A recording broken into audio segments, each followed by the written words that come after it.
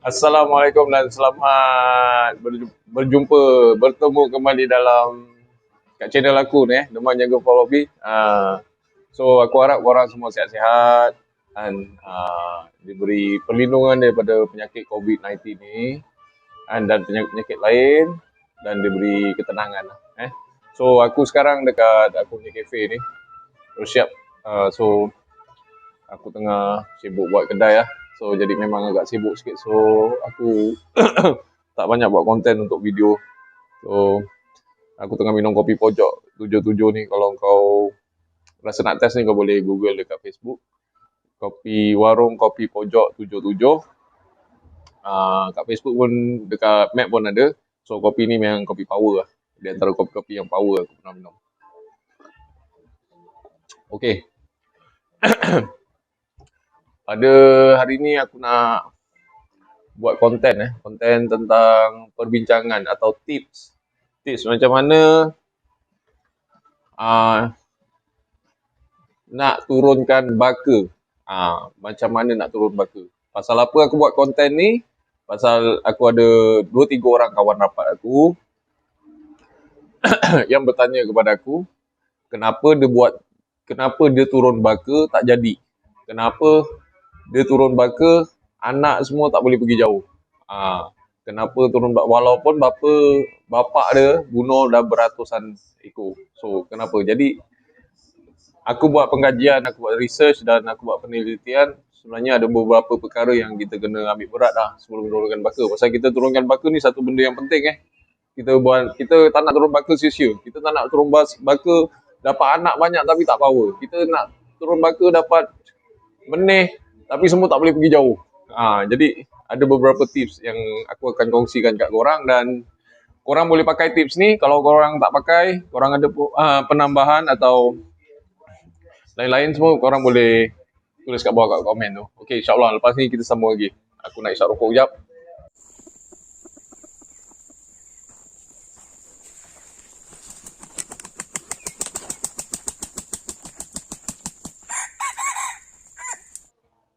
Okay. Macam yang kita bincang tadi bila kita nak turun baka, kita perlu 2 benda yang utama. Satu, betina, dan seekor lagi jantan untuk turun baka. So macam kita ada pemilihan tentang betina. Yang penting pada aku, salah satunya yang paling penting adalah betina cukup usia, matang. Maksudnya matang sekurang-kurangnya dah lebih 3 kali bertelur, turun telur. Okay, ciri-ciri lain pikat betina ni, itu korang tahu sendiri lah kan. Korang boleh pilih sendiri. Betina tu garang, betina tu ada pokok, itu satu kelebihan. Betina ada tepuk, itu satu kelebihan. Itu satu kelebihan. Betina pandai jaga anak, betina ada tembak. Itu ciri-ciri lebih yang ada pada betina yang kita boleh pilih lah. So tentang jantan pula. Untuk jantan pula, aku biasa pilih jantan tu dalam keadaan yang bunuh banyak, rekodnya bagus, gameplaynya bagus. Dan yang penting, jantan tu macam biasa cukup usia kan. Jadi ciri-ciri lain yang perlu yang kita perhatikan ni lah.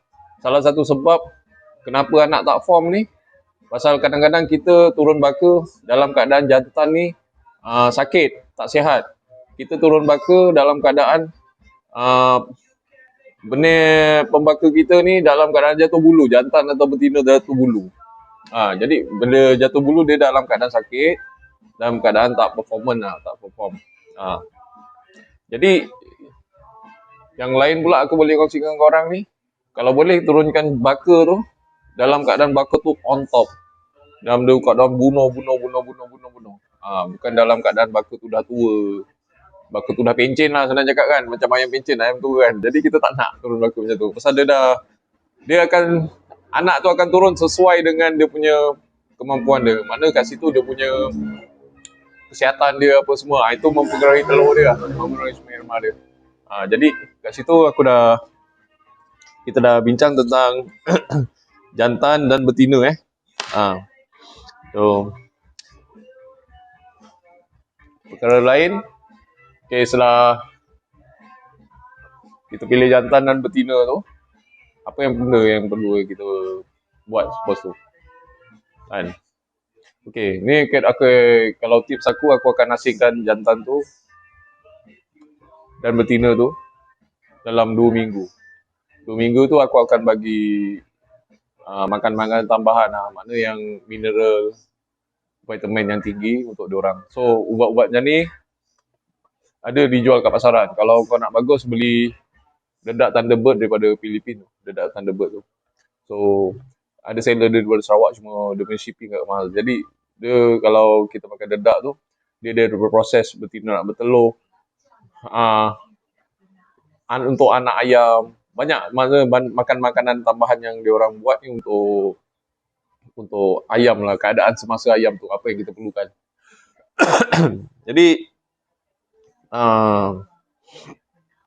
kita dah asingkan bagi vitamin mineral. Okay. Yang ketiga ni, kita kena sediakan ladung, penyediaan reban. Reban tu kita kena bersih lah. Bersih, kalau boleh kita clear semua. Dan aku biasa dalam ladung, aku akan masukkan pasir laut. Aku akan ambil pasir kat laut, aku masukkan reban lah. Dan itu dan proses tu aku buat daripada awal lah. Jadi yang lain pula, kita kena ada aku sediakan lampu kat reban ayam tu. Lampu tu filament, bukan lampu LED, lampu filament. Jadi aku pakai dimmer, aku boleh kontrol dia punya cahaya dia, panas atau sejuk. Ciri-ciri lain, perkara-perkara lain kita kena perhati. Ada beberapa perkara yang kita tak sesuai untuk turun baka. Waktu yang tak sesuai, contohnya musim hujan. Kita kalau boleh elakkan daripada turun baka waktu musim hujan. Pasal ayam sejuk kan, telur nanti tak jadi. Itu pun salah satu penyumbang juga.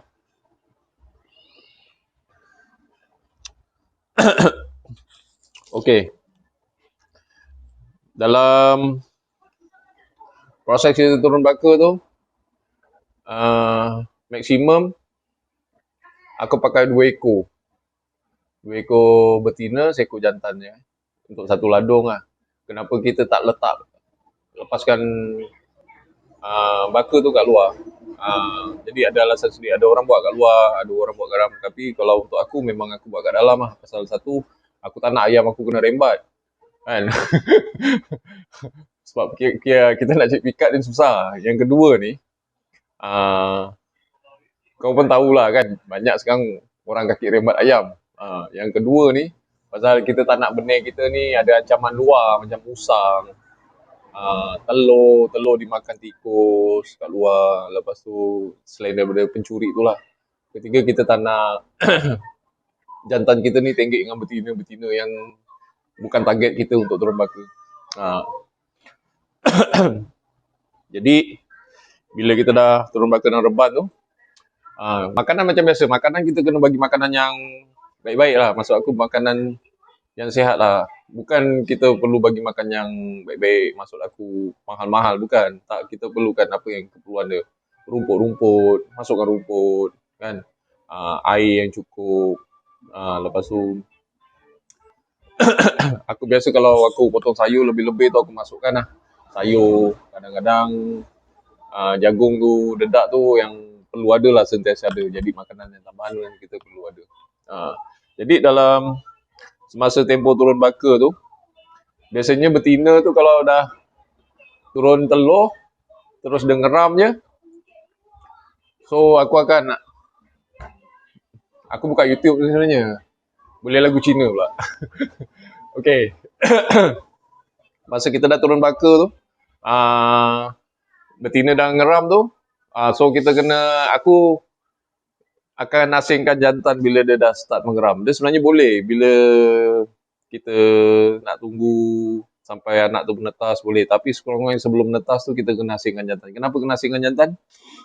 Sebenarnya dia memang hukum malam. Hukum malam. Bila ada kucing, bapak kucing atau ibu kucing tu bertelur, bersalin, beranak, makna jantan akan makan anak dia. Jadi macam ayam juga lah. Macam ayam. Makna binatang ni dia ada insting. Dia memang alami. Mana bila kalau ada anak dia yang lebih daripada dia, dia nampak binatang nampak, dia akan patuk anak ayam tu. Jadi yang kita perlukan ialah sebelum bertelur tu, menetas, telur tu menetas, kita kena asingkan jantan tu. Itu je.